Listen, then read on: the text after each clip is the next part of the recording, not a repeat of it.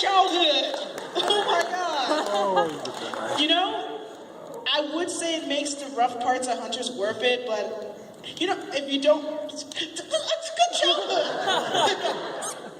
Oh my god. The thing, you didn't watch the rough parts of Young Hunters, though. Childhood. I did. See, I remember when the clips of that first hit the inner tubes and people actually started watching it, there were exactly two reactions.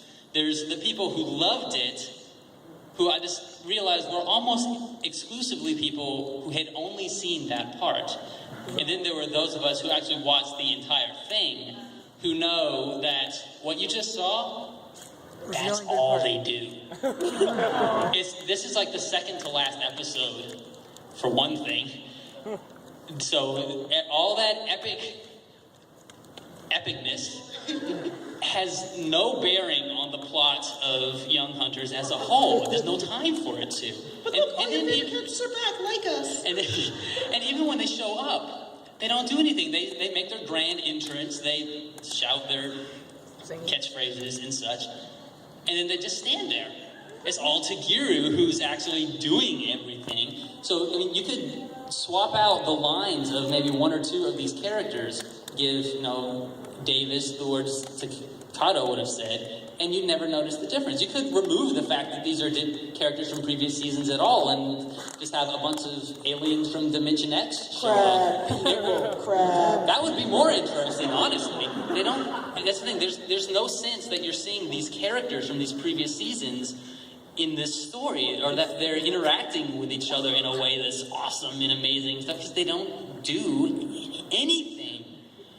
And I really, saying that, some of you may be thinking, well, obviously they weren't going to do a Crisis on Infinite Digiworlds multi-massive crossover thing. That would have been stupid, probably. And I agree. I mean, I'm sure my fanfic about that would be the most amazing thing ever, but I'm pretty sure as a show, it would have been tough to pull off.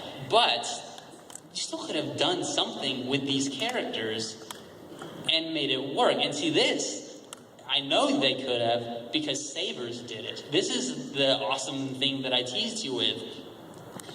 Around the end of Savers, we're introduced to a group of antagonists called the Royal Knights, who we saw two of in Frontier.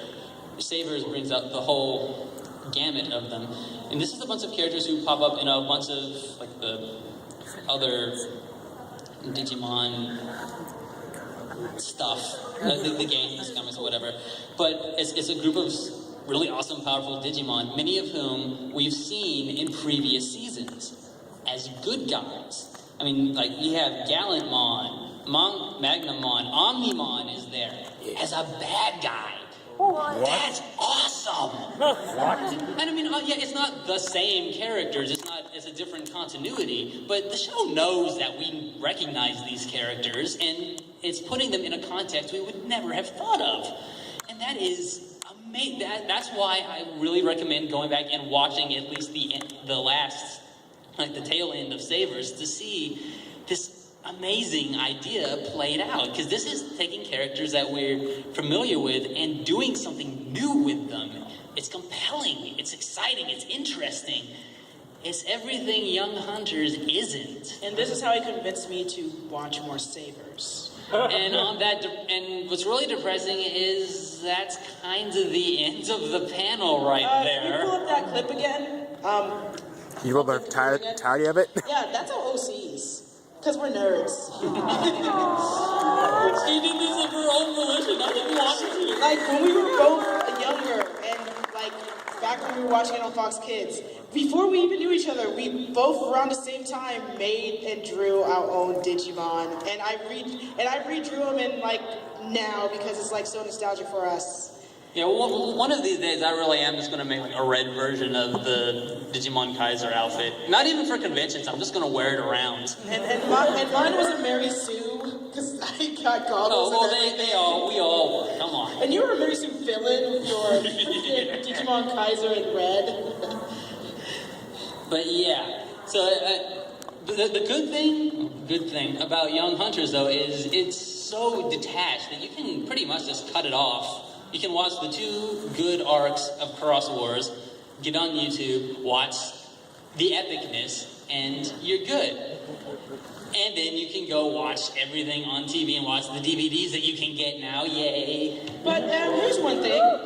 Now that Digimon had its big anniversary, it's coming back. It's on TV again. We got the DVDs and we could go to the dealer's room and buy them, which we couldn't in years. And Fusion, Digimon Fusion. Oh. What do you think now? Are we going to finally get more fresh faces in our fandom? Yeah, like I said, we certainly hope so. Again, like I said, the first 2/3 of Fusion are really good, and I hope it does connect with the audience because there's a lot of good stuff to enjoy there. And yes, I want to be able to walk down the street and get a Digivice again. Instead of, yes. play one, I want a real one. So we actually have 7 minutes of panel left, so I guess we do have time for a Q&A. Do we have some sort of wireless mic, and can, like, people